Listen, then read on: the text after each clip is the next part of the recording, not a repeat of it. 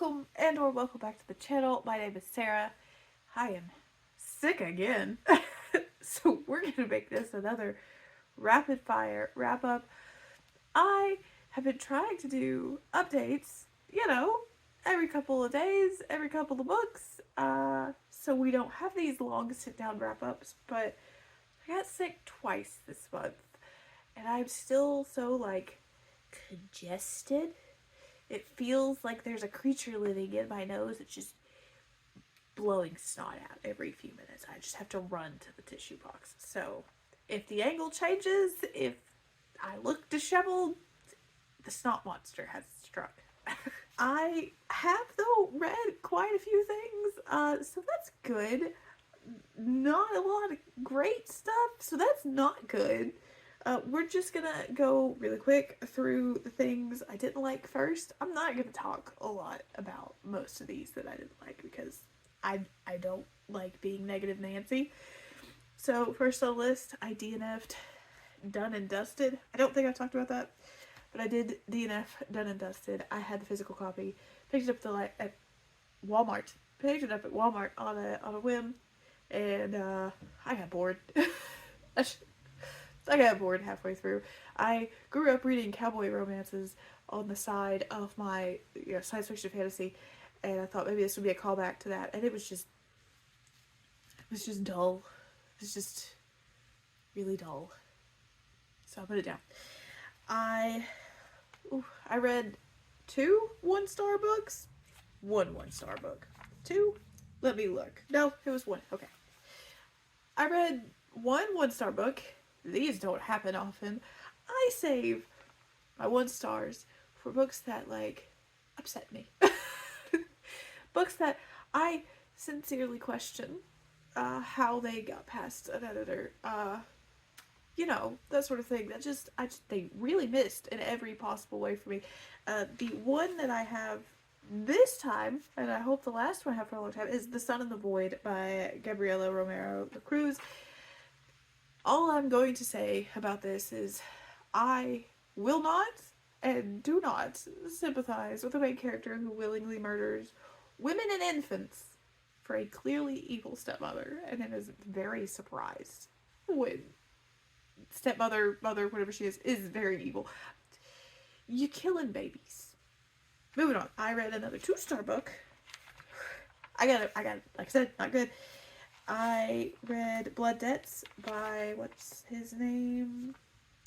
Terry J. Parker Bennett. I think I have that written down correctly. Too many plots and all the trauma. And it's all crammed into a really short time period, but a really long book. And it just was not a hit for me. And that's okay. It was a hit for some people, but just not for me. It didn't upset me. It was meh. It's a lot of trauma. No thank you. No thank you.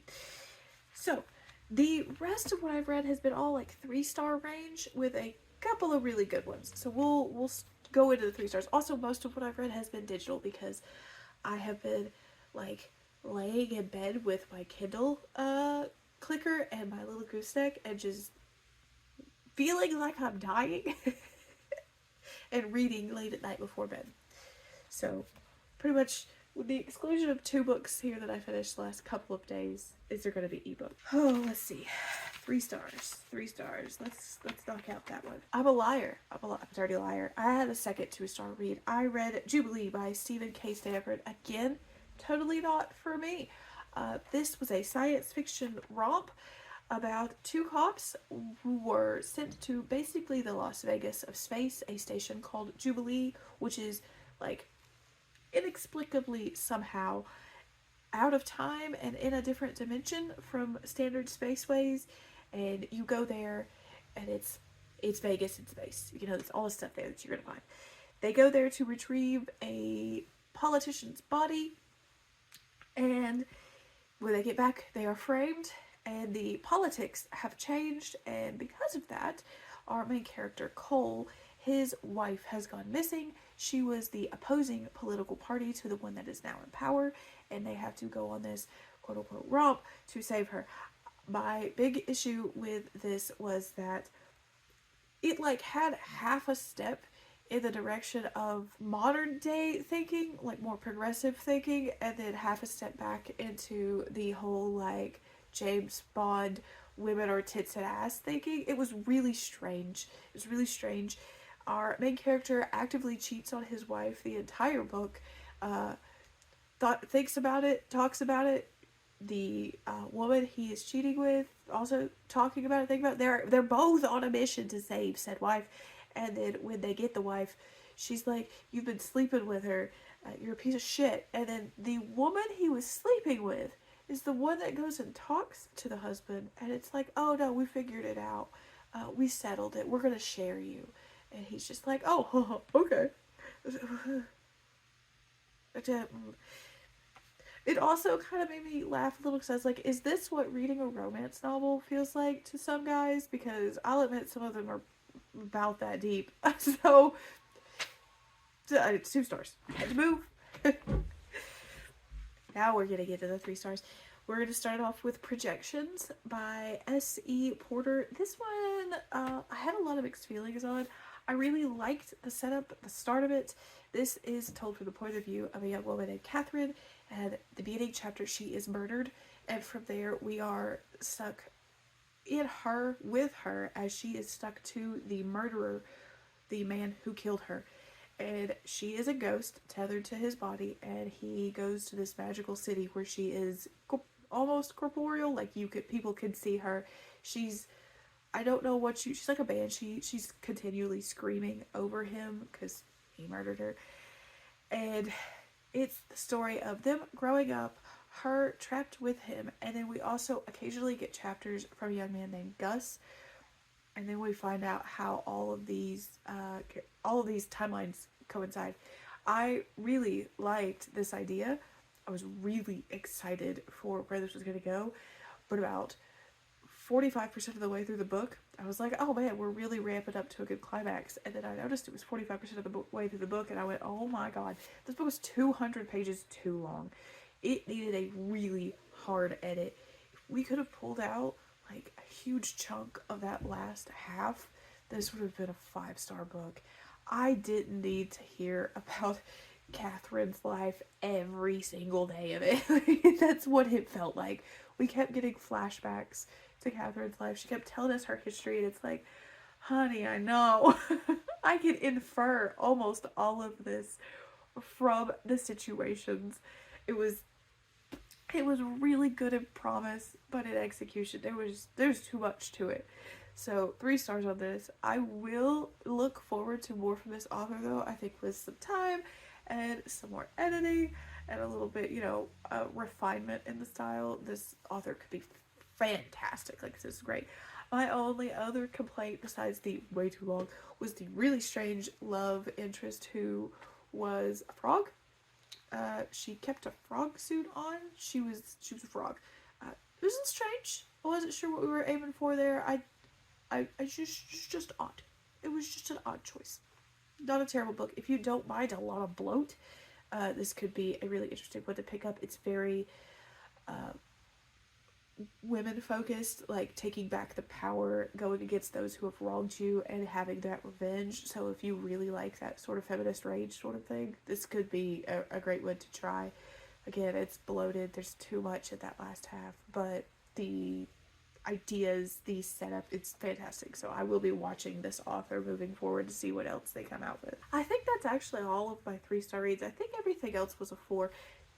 Generally, I rate things 4 or 3. If something hits a 2-star, it's impressive. As I mentioned before, a 1-star is very rare. So most of the rest of these are 4 stars. The first one, because I have the least to say about this, I read it the longest ago, is The Princess Protection Program by Alex London. This is a middle grade book about Rosamund, who is Sleeping Beauty. And at the beginning of the book, we see her wakened up. Her prince, who wakes her up, is, just a bro. She wakes up, she doesn't want to marry him. She leaps off the bed, she runs out the door, and she goes down to the throne room, and there is another door inexplicably behind the throne. She darts through that door and ends up in effectively our world, and ends up at this school that protects princesses who have fled from their stories and teaches them about our world and how to live here and avoid the, are they called Aponotimes? They're monsters that come to get them to take them back to their stories. I like this. Did I talk about this already? I might have talked about this already, but just in case, I did really like this. The Aponotimes were very cool. I thought they were funny. The different ways I described them, they were really like gross or kind of goofy in my head. And the unicorns in this were everything. I absolutely loved them. I really liked the setup in this. Like, it kind of leaves space for maybe some follow-up books, and I'm kind of looking forward to seeing those. I like the statements it made about fate and your story and choices that you can make to change that. It was great. It was a really good book. It was really great for middle grade readers. It was super quick. So if you have a middle grade reader who likes like fairy tales and fairy tale remixes, this is going to be one you'll want to pick up for them. Check it out from the library, that sort of thing. It was really fun. I read I Think I Might Love You by Christina C. Jones. I believe I was in the middle of this in my last video. And again, this was like a 4-star. I enjoyed this one, especially because this really takes a look at a heroine who has she's got a record. She's, for example, at the beginning of this book, she is like, what's the word? Vandalizing. She's vandalizing her ex's car after he cheats on her. So it's things like that. Another time she notes that she got arrested because she was protecting a girl from a guy who was really pushy. So even though she has a record, it's not what you would expect. And she is genuinely trying to finish her education and really make this ice cream shop that she owns take off. She's doing pretty good. But she does get caught vandalizing her ex's car, and she has to serve community service hours, and one of the only places that she could find to do her community service at is at this vet's office. Unfortunately, this vet's office is where a vet works. This man she recently met at the beginning of the novel, and she barged in on his apartment for reasons and kicked him in the balls, and I think she punched him. There was an altercation. They have to work together, and he and her form a relationship. It was very funny. It was very sweet. I really enjoyed it. It's kind of short. I said novel, but it's probably more of a novella, and it's a 3-part trilogy. I will be continuing on with this, but I really loved this, and I especially liked it took place a portion of it at a vet's clinic, and I really liked that setting for romance novels because I'm an animal lover, so that was fun. It had a lot to say in such a short length, but I really appreciated what it did say. There was a lot about classism in this and like familial expectations. Christina C. Jones is very good. I really enjoy her work when I read it. I just need to make it more of a priority. Now that I'm finally cutting back on arcs, I will be reading a lot more of her stuff. I have the next one in this series to read probably next month as well. The Butcher and the Forest by Preme Mohammed. Another 4-star. This would have also been a 5-star had it not been for the twist at the ending. And it is entirely a personal thing, so this I do think will hit for a lot of people. But this is about Varys, and she is forced by the tyrant, the man who has conquered her land, into this enchanted forest where his 2 heirs have run off to. She goes after them. It's like a fairy forest. It's very atmospheric. It's dark. There is a heavy cost for everything. You don't make deals. You don't tell people your names, that sort of thing. As she retrieves these 2 kids. The only thing that I can say my problem with it is the twist at the end is something from Varys' past. I can't give a lot of this because it's novella, so I don't want to spoil it. Again, the only thing I have to complain about is just that little twist at the end. It has to do with death of a child and grief. So I'll leave it at that. If that's something that bothers you, you're probably not going to like that twist at the end either. Otherwise, I would say pick this up if you like really dark, atmospheric novellas, really twisty with actual costs to the bargains you have to make to save people from fae folk and that sort of thing. It's fun. I enjoyed it up until the end. Also, the ending was very neatly tied up, almost in too neat of a bow for how dark and twisty the rest of the story was. So that was a little weird. Anyway, the next thing I read, so the next 4-star that I read, yes, So this is the last 4-star, and then I have 2 5-stars. Last 4-star is An Education in Malice by S.T. Gibson. This is the follow-up sort of sequel to A Dowry in Blood, but it came out last year. This follows Laura and Carmilla. So this is a Carmilla retelling, sort of how Dowry of Blood was a Dracula retelling. And Laura is enrolling for the first year in a college, an all-women's college, to major, I think, in like English and poetry. That is incorrect. She wants to go into the church, and she is taking poetry classes. So she ends up in this poetry seminar class, a high-level one. She asked the teacher for like advanced placement because she has some experience with writing and poetry, and she was moved up out of the freshman class into this one. And there she meets the teacher, De La Fontaine, I think is how you say that, and Carmilla. Carmilla is the teacher's like pet project, the pet student.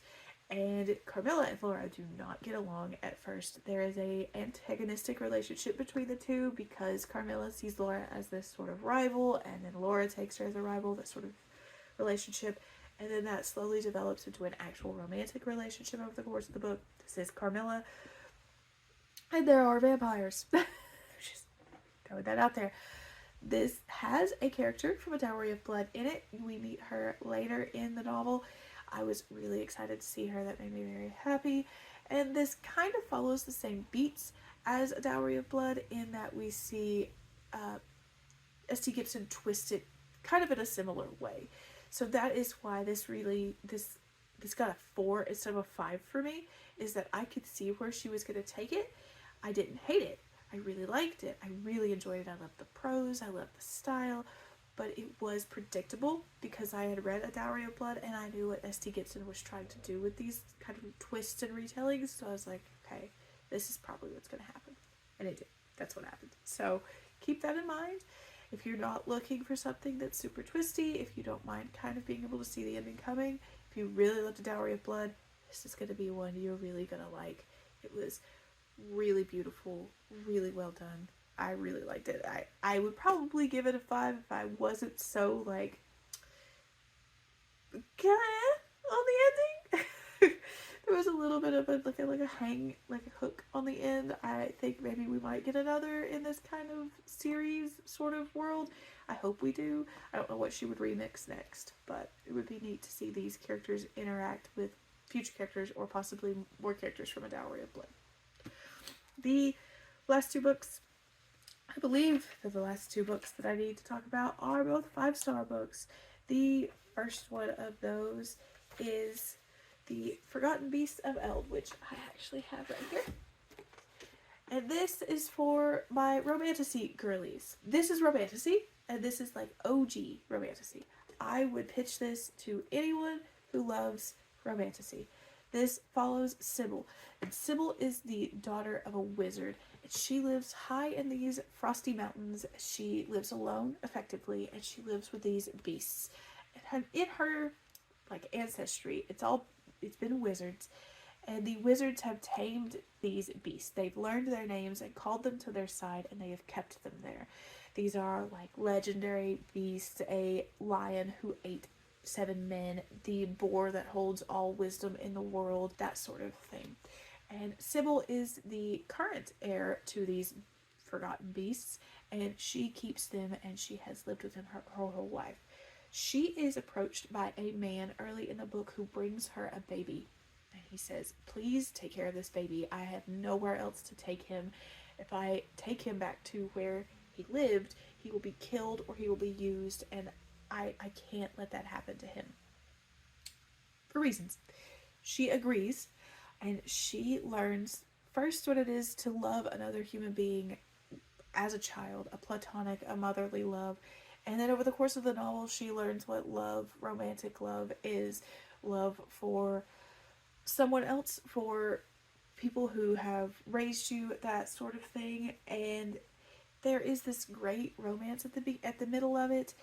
The young man that she falls in love with, he is amazing.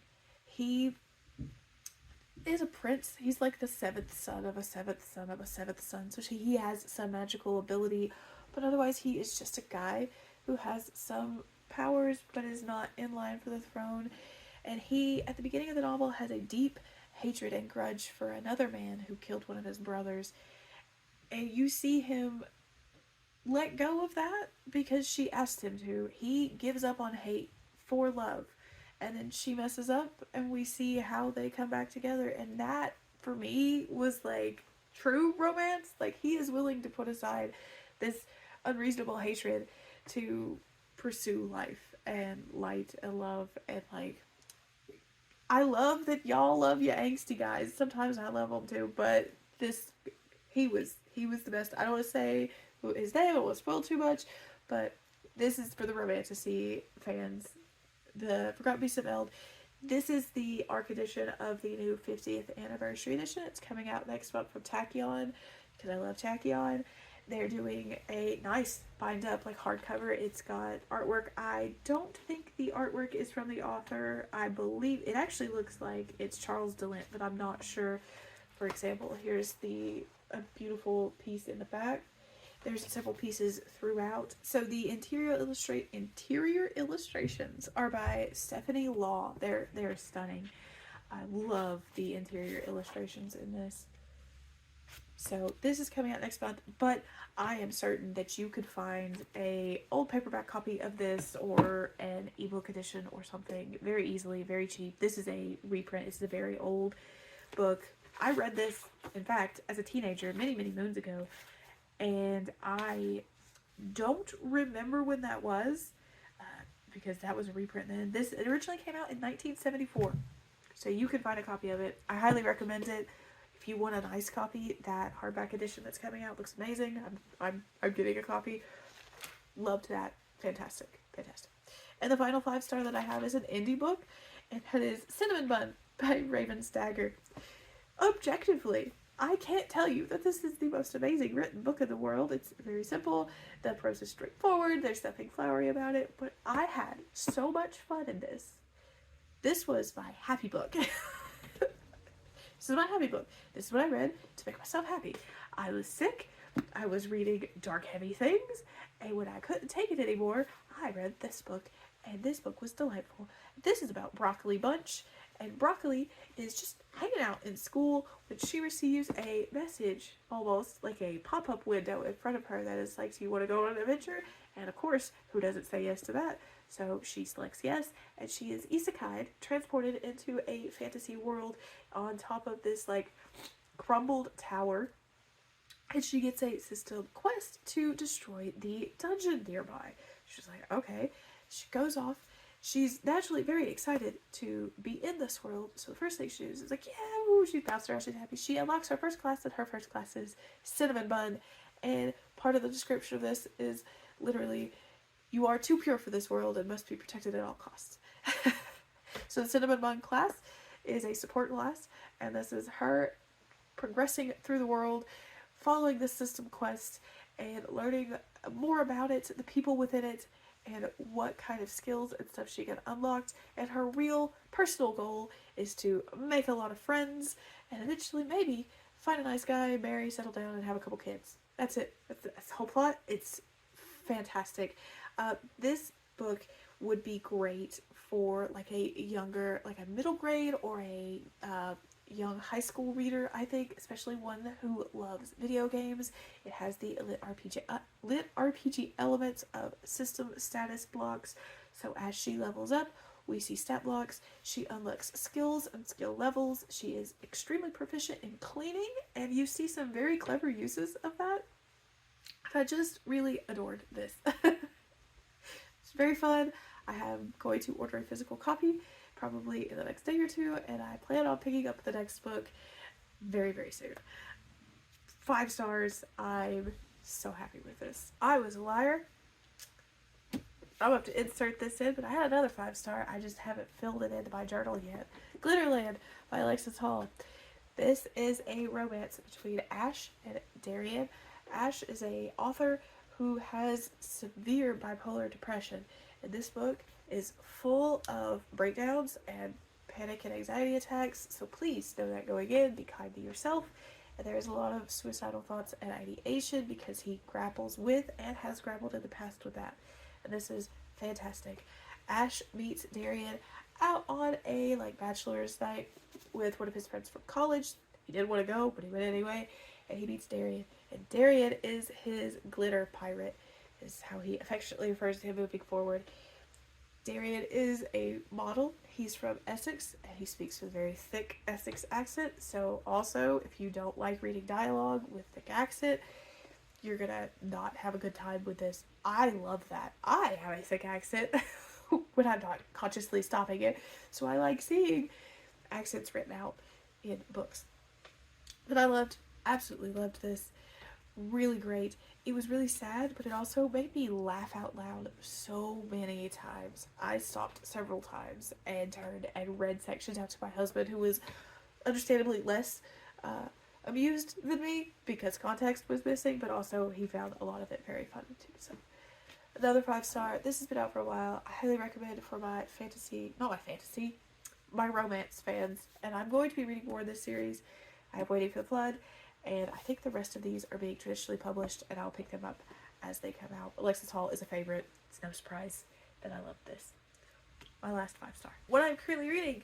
So going into next month, I am halfway through Braiding Sweetgrass, a little over halfway. This is my audiobook nonfiction read right now. I plan on trying to push through the last portion of this very soon. I love this. It's just heavy content, and it's really meaty, so I can only read so much at a time without stopping, because I gotta think about it.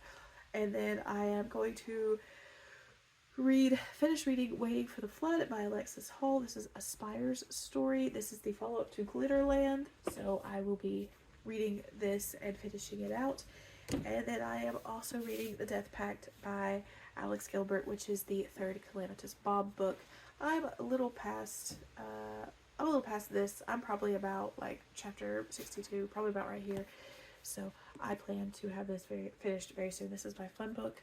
I really like the cover. In fact, I'll probably finish this and then read the next Cinnamon Bun book. I don't know what I'll be reading as far as arcs go next month right now. I'm getting ready to formulate my TBR here the next day or two. It's the 30th, and I keep putting it off. So that is it. That's it for my last part of January reads. I am sorry for sniffles. I'm sick, can't help it, but I try not to do it too much. Thanks so much for watching, y'all. Let me know if you're interested in any of these. Comment, subscribe, all that good stuff, and I will talk to you guys again soon. I can't talk anymore. Bye, y'all.